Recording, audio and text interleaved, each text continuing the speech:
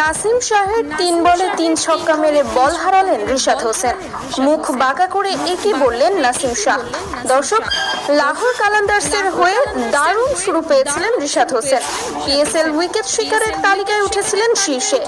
পরের 2টি ম্যাচে খেই হারিয়ে বসেন বাংলাদেশের লেগ স্পিনার। তবে মুলতান সুলতানসের বিপক্ষে জায়গাও হারিয়ে বসেন তিনি। সেই ম্যাচে কেন একাদশে ছিলেন না রিশাদ, তা জানিয়েছেন ফখর জামান।